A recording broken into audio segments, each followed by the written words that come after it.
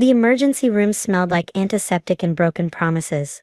I sat on the examination table, my left ankle already swelling to twice its normal size, while my fiancé Marco held my hand and whispered reassurances in his accented English. "Miss Peterson, we need to get you to radiology immediately," the nurse said, wheeling a wheelchair closer. "That ankle needs imaging right away." My phone buzzed. Aunt Linda. I declined the call for the fourth time in 20 minutes. "She knows," Marco said quietly. "Someone told her about tomorrow." Tomorrow. Our wedding day. After 2 years of waiting for Marco's visa approval, navigating the Byzantine immigration system, and paying thousands in legal fees, we were finally getting married at the courthouse. Small ceremony. Just us, 2 witnesses, and the judge who'd squeezed us into her schedule. Except now I had a fractured ankle, courtesy of the uneven pavement outside my apartment building and my own distracted hurrying. The wedding was still on. I'd walk down that aisle on crutches if necessary, but Aunt Linda didn't know that yet. My phone buzzed again. This time, a text: "I'm in the parking lot. We need to talk, don't let her up here," I told Marco. But even as I said it, I heard her voice echoing down the corridor. "I'm family. You have to let me see her. I'm her emergency contact." She wasn't actually. I'd changed that months ago when she'd started her campaign against Marco. Called him a fraud. Said he was using me for a green card. Reported our relationship to immigration as suspicious, which triggered a whole investigation that found nothing because there was nothing to find. We were genuinely in love, with 2 years of photos, joint bank statements, and testimony from dozens of friends to prove it. But Aunt Linda couldn't accept it. She'd raised me after my parents died, and she'd decided that meant she had permanent veto power over my life choices. She burst into my examination room. Her face flushed with anger. "You're not doing this. I won't allow it. Linda, you need to leave," Marco said, standing up. "This is not the time. Don't you tell me what to do in my own country," she snapped at him. Then to me, "I'm calling the wedding off. You're in no condition to make legal decisions." "I have a broken ankle, not a head injury," I said. "And you can't call off my wedding. Watch me." She pulled out her phone. "I'll call that judge right now. Tell her you're incapacitated. Tell her this whole thing is a sham." The nurse stepped forward. "Ma'am, you need to lower your voice or I'll have to ask you to leave. I'm not going anywhere without my niece." Aunt Linda moved toward me, and Marco intercepted her. "Step back," he said firmly. That's when she grabbed my crutch, the one the nurse had brought in earlier, and swung it. Not at Marco. At my already injured ankle. The pain was blinding. I screamed. Marco lunged forward, catching the crutch on the second swing. The nurse hit the emergency button, and suddenly the room filled with security personnel and medical staff. She attacked her. Aunt Linda shrieked, pointing at Marco. "He's violent. Call the police. This is why she can't marry him." But the cameras had caught everything. The hospital security chief, a former police detective named Morrison, reviewed the footage right there on his tablet while 2 guards restrained my aunt. "Ma'am, you're under arrest for assault," Morrison said, his voice cold and professional. "You have the right to remain silent. You can't arrest me." I was protecting her from him. "The video shows you striking her injured ankle with a metal crutch while she was on an examination table," Morrison said, "twice. That's aggravated assault." They took her away in handcuffs, still screaming about Marco and fraud and how I was making the biggest mistake of my life. The doctor came in immediately after, her face grave.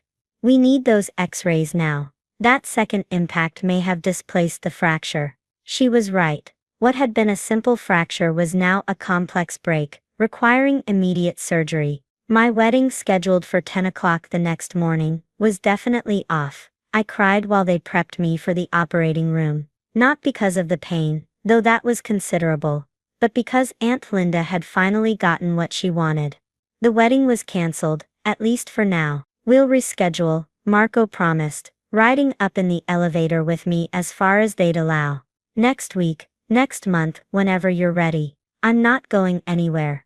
"Your visa interview is in 6 weeks," I reminded him. We needed to be married before then. It affects your status, your work permit, everything. Then we'll figure it out. Together. The surgery took 3 hours. When I woke up in recovery, there was a man in a suit sitting beside my bed, his federal credentials clipped to his jacket pocket. Miss Peterson, I'm Agent David Kwan, with Immigration and Customs Enforcement. I need to ask you some questions about your aunt, Linda Peterson. My foggy brain struggled to process this. My aunt, why? She's currently being held on assault charges, but there's something else you should know. He pulled out a file folder. Your aunt filed 7 separate reports with our agency over the past 18 months, claiming your relationship with Marco Reyes was fraudulent. Each report contained false statements, fabricated evidence, and in 3 cases forged documents allegedly signed by you. Forged documents. Letters claiming you'd told her the relationship was fake. Bank statements she'd altered to make it look like Marco was stealing from you. Even a fake medical report suggesting you were mentally incompetent. Agent Kwan's expression was professionally neutral, but I detected anger underneath. We've been building a case against her for immigration fraud and obstruction of justice for the past 4 months. 4 months, why didn't anyone tell me? We needed to establish a pattern. Your aunt is a paralegal with 23 years of experience. She knows the system. We had to make sure our case was airtight. He pulled out another document. She's also been serving as a sponsor for 4 other individuals, seeking green cards through family connections. We have reason to believe at least 2 of those sponsorships involve fraudulent relationships, real fraud, unlike yours, and that she's been paid significant amounts of money to facilitate them. My head spun, and not just from the anesthesia. She accused Marco of fraud while running an actual fraud operation. Projection is common in these cases. Agent Kwan leaned forward. Here's where it gets relevant to you. That assault today. It happened in a hospital. The hospital where we've had surveillance running for the past 2 weeks because one of her fraudulent sponsorship cases involves a hospital administrator, who we believe helped falsify medical records for immigration purposes. The cameras were already watching. 5 officers saw that assault live. We were monitoring the 3rd floor for a different target when your aunt walked into frame and committed aggravated assault on federal camera. Plus the attack on you, someone directly involved in an immigration case she interfered with, adds federal charges to the state assault charge. He stood up. Your medical records, including the X-rays showing the initial fracture and the worsened damage from her attack, have been entered as evidence. You'll need to give a formal statement once you're recovered, but I wanted you to know, she's not getting out of this one. After he left, Marco was allowed back in. I told him everything. So the wedding, he started.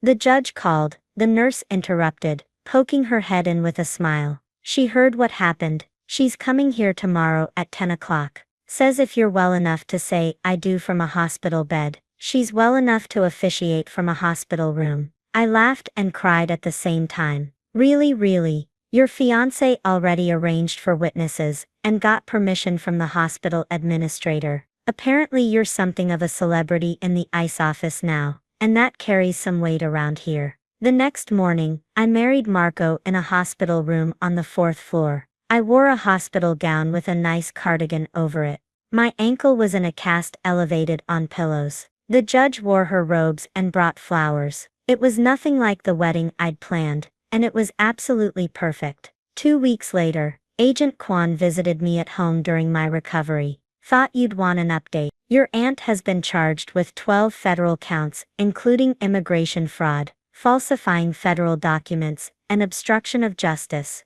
The state added aggravated assault and attempted interference with a federal immigration case. She's looking at 8 to 15 years. Jesus, I whispered. She orchestrated a scheme that defrauded the immigration system, took money from desperate people, and when you threatened to expose the truth by simply living your honest life, she tried to physically stop you. He handed me a document. The other 4 people she sponsored are being reviewed. The 2 legitimate cases will be handled fairly. The 2 fraudulent ones are being prosecuted. What about Marco's case? Agent Kwan smiled slightly. Your husband's green card interview has been fast-tracked.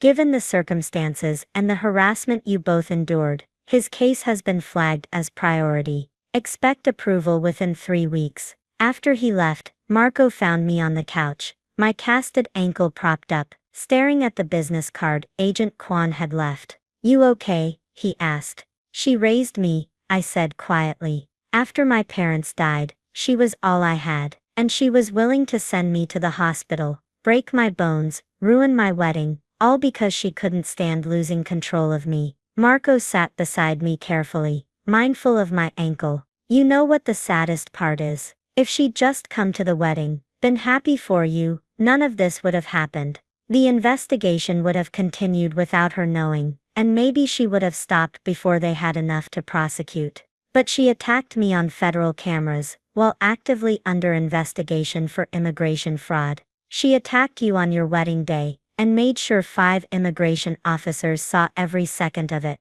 I leaned against my husband, and closed my eyes. Somewhere across town, Aunt Linda sat in a federal holding cell, finally facing consequences for years of control, manipulation and fraud. The woman who'd tried to stop my wedding, had instead guaranteed it would happen, fast-tracked my spouse's immigration case, and destroyed her own freedom in the process. "The judge said something to me yesterday," I told Marco, "while you were signing the marriage certificate."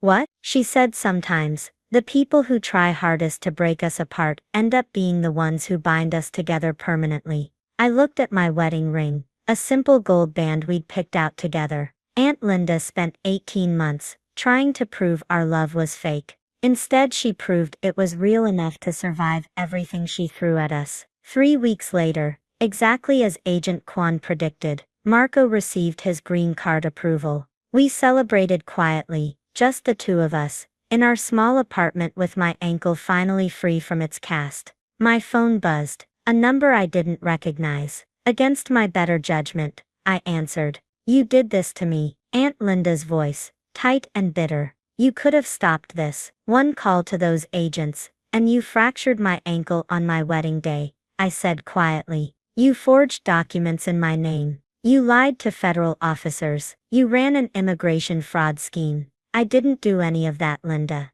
"You did. I raised you, and I loved you for it. But loving someone doesn't mean letting them control you, hurt you, or commit federal crimes in your name." I took a breath. "Goodbye, Linda." I blocked the number. Marco looked at me, eyebrows raised in question. "It's over," I said. "Really over." He pulled me close, careful of my still healing ankle. Through the window, the city lights sparkled in the evening darkness. Tomorrow Marco started his new job, the one he'd been offered but couldn't accept until his work authorization came through. Next month, we'd take our actual honeymoon. Next year, who knew? But tonight we were simply two people who'd fought for their love and won. My aunt had tried to destroy our future, and ended up securing it instead. Sometimes justice arrives exactly when and how it needs to. My brother Tyler announced his engagement on a Sunday in March. The family dinner at Mom's house was celebratory: champagne, toasts, genuine happiness. I was happy for him. Tyler had dated Amanda for 2 years, and she seemed good for him. "We found the perfect venue," Amanda said, pulling up photos on her phone. "The historic Riverside Manor, all marble columns and crystal chandeliers, manicured gardens overlooking the water. It's beautiful," Mom said. "The deposit is due in 3 weeks," Tyler added. 50,000, non-refundable. I nearly choked on my wine. $50,000 for a deposit. "The total package is 180, Amanda explained quickly. "But it includes everything: catering, florals, photography, the works." Tyler made $55,000 a year as a junior account manager. Amanda worked in retail management, maybe 48,000. They both had car payments and student loans. "That's quite an investment," Dad said carefully. "We're thinking everyone could contribute what they're comfortable with," Amanda said, her voice bright. "Make it a real family affair." I said nothing. My savings account held nearly $200,000 from selling my small consulting business last year. That money was earmarked: college funds for my 2 daughters, emergency reserves, maybe a down payment on a bigger house eventually. After dinner, Tyler pulled me aside. "I know it's a lot to ask, but could you help with the deposit? Amanda's heart is set on this place." Tyler, 50,000 is beyond what I can do. His face fell, but he nodded. Yeah, I figured, just thought I'd ask. I thought that was the end of it. The family meeting happened the following Sunday. Everyone was expected to attend, a command performance disguised as a casual gathering. Mom had prepared a spreadsheet. Aunt Linda pledged 2,000. Uncle Rich committed 1,500. Cousin Beth offered to handle flowers at cost through her florist connection. Then Mom's cursor moved to my name. The room went quiet. We were thinking you could cover the venue deposit, Dad said. You have the means, and it would really help Tyler and Amanda get started. I can contribute 5,000, I said, but 50 is not realistic. Amanda's eyes filled with tears. We just want one perfect day. There are beautiful venues that cost a fraction of this, I said gently. The community center by the lake does weddings. I'm not getting married in a community center, Amanda snapped. Tyler put his hand on her shoulder. We'll figure something out. But Mom wasn't finished. You sold your business. You have money sitting in the bank. This is your brother's wedding. That money has a purpose. College funds, retirement, emergencies. This is an emergency, Amanda said. The venue has other couples interested. We need to secure it now. I stood up. I'm sorry, but my answer is no. I'll contribute 5,000, and I'm happy to help plan in other ways, but I can't give you $50,000. The silence that followed was arctic. The pressure started immediately. Group texts flooded my phone. Mom sending articles about sibling bonds. Dad leaving voicemails about family obligations. Amanda posted vague Instagram stories. When people value money over love with crying emojis. Tyler showed up at my house on a Wednesday evening, unannounced. Amanda waited in the car. I need an answer, he said at my doorstep. The venue needs the deposit by Friday. My answer hasn't changed. I can't do it. Can't or won't. Both. It's an unreasonable amount for a wedding you can't afford. You've always been jealous of me, Tyler said, his voice rising. You can't stand seeing me happy. That's not fair. What's not fair is having a selfish sister who hoards money while family suffers. He left before I could respond. Sunday dinner the next week was mandatory. Mom's text made that clear. I arrived to find the entire family already seated. A setup. Amanda had prepared a presentation on her laptop. Wedding budget breakdown. The title slide read. She walked through every expense, showing how my 50,000 would cover the deposit and photography, leaving manageable amounts for everyone else. See, she said brightly. It actually makes it easier for the whole family. I'm not paying $50,000 for someone else's wedding, I said. Tyler stood abruptly. This isn't about money, this is about control. You can't stand that I'm asking for help. I help all the time, I said, staying calm. I paid $30,000 for Dad's cancer treatment 2 years ago. I cover Mom's mortgage when her disability check runs short. I'm funding speech therapy for Beth's son. That's different, Mom said quickly. How? Those are necessities. This is Tyler's happiness. Tyler moved closer. You're writing that check today. No, I'm not. He grabbed my arm. We're not leaving until you agree. Let go of me. His grip tightened, fingers digging into my forearm. Stop being stubborn,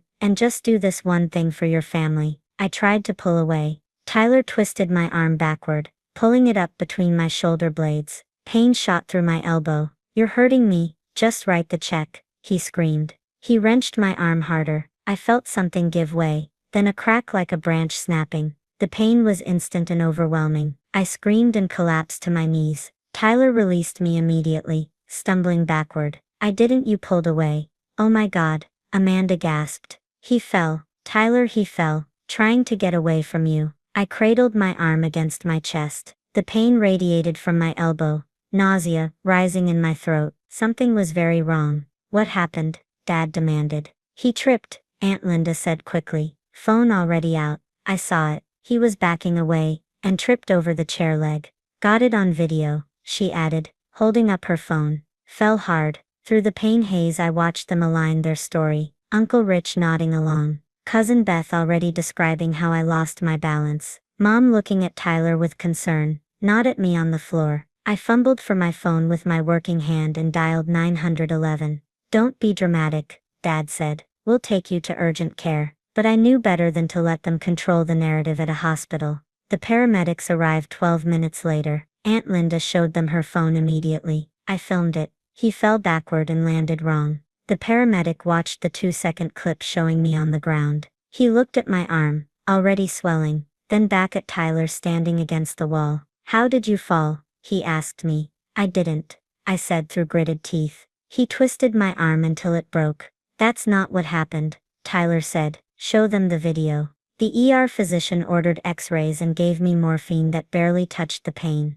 My left arm hung useless, the elbow already purple and grotesquely swollen. Dr. James Kowalski, an orthopedic surgeon, reviewed my films. He spent a long time studying the images, then called in a colleague from radiology. Dr. Susan Park joined him at the light box. They spoke in low voices, pointing at specific areas of the x-ray. My family arrived an hour later with flowers and concern. Tyler looked genuinely shaken. "It was an accident," he kept saying. "I feel terrible." Amanda posted on Instagram, praying for a speedy recovery with a photo of the flower arrangement. Dr. Kowalski entered and asked everyone to step outside except me. The room emptied reluctantly. "You have a spiral fracture of the ulna," he said, pulling up the x-rays on the computer screen. "See this pattern here?" He traced a diagonal line across the bone. Spiral fractures are caused by rotational force twisting. They're distinctly different from the fractures we see in falls. Dr. Park moved closer. A fall typically causes a transverse fracture, straight across, or sometimes an oblique fracture, at an angle. But spiral, that requires sustained twisting force applied to the bone. "Your brother did this," Dr. Kowalski said. "It wasn't a question," I nodded. "We're required to report suspected assault," he continued. "Hospital protocol.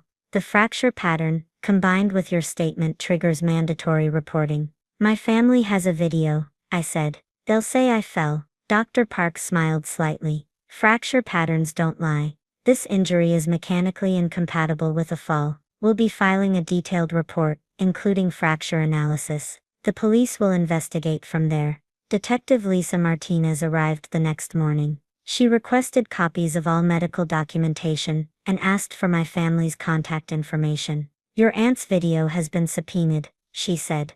"Full file including metadata." 2 days later she returned. The video file was 47 seconds long. "Your family showed paramedics 2 seconds, you on the ground. The full recording shows your brother grabbing you, you asking him to let go, the twisting motion, and the audible crack. Then it shows your entire family immediately claiming you fell." She pulled up the video on her tablet. I watched Tyler's hand close around my arm, watched myself try to pull away, watched him wrench my arm backward. The crack was clearly audible, then the coordinated response. He fell, tripped over the chair. "I got it on video." "That's evidence tampering," Detective Martinez said. "Plus assault causing bodily harm. We're also looking at attempted extortion based on your text messages about the wedding payments." She showed me the charges being filed: assault in the second degree, conspiracy to obstruct justice, evidence tampering.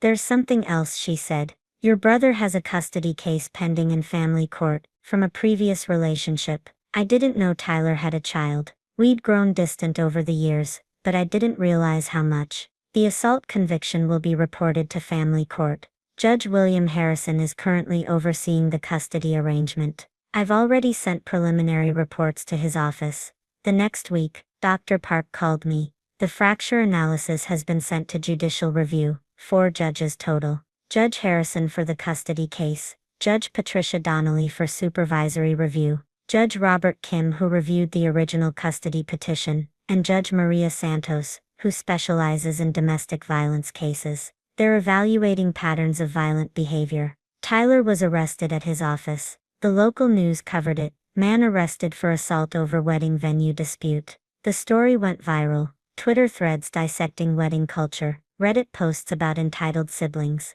The venue refused to refund Amanda's deposit when she tried to postpone. They also banned Tyler from the property, citing the assault conviction. Amanda broke off the engagement 6 weeks later. Judge Harrison suspended Tyler's custody arrangement pending a full review. Tyler had been splitting time 50-50 with his 6-year-old son. The judge reduced it to supervised visits only, citing demonstrated pattern of violence when financial demands are not met. Tyler's ex-wife filed a motion to revoke his visitation entirely. Her attorney submitted the assault report, the video evidence, and the medical fracture analysis. Mom and Dad mortgaged their house to pay for Tyler's legal defense. The attorney fees hit $35,000.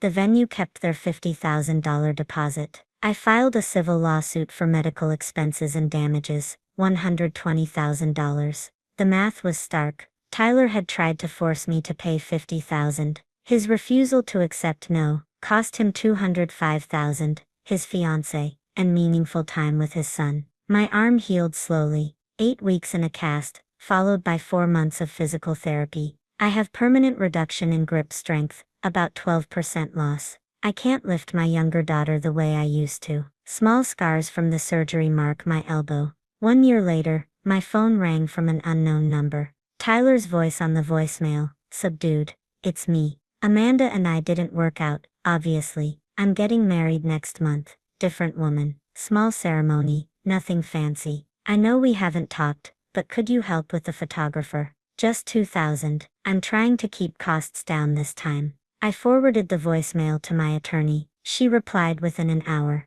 "This is valuable for the custody modification hearing. Shows he hasn't learned appropriate boundaries around financial requests." Judge Harrison received a copy the following week. My phone rang again. Mom this time. Her voicemail played while I watched my daughter's soccer practice. "Tyler needs family support. His wedding should have family there. Can you contribute something, please? For your brother." I blocked the number and returned my attention to the field. My arm aches slightly. It always did in cold weather now, a permanent reminder. But not a reminder of betrayal, a reminder of the value of boundaries, of the word no being a complete sentence, of the price of maintaining those boundaries, even when it costs you family. Some people never learn. Tyler would probably ask again in another year, for another wedding, another emergency, another small favor. But I had learned. I'd learned that family, who breaks your arm over money, isn't family worth having. I'd learned that authorities exist to protect people who can't protect themselves. I'd learned that fracture patterns tell the truth when families lie. My daughter scored a goal. I cheered with my good arm raised high, the weak one tucked against my side. She ran to me after the game, and I hugged her with both arms despite the ache. "Did you see Mom?" she asked, breathless and happy. I saw everything, I said, and I had. I'd seen exactly who my family was. The lesson had cost me full function of my left arm, but I'd learned it completely. Some knowledge is worth the price.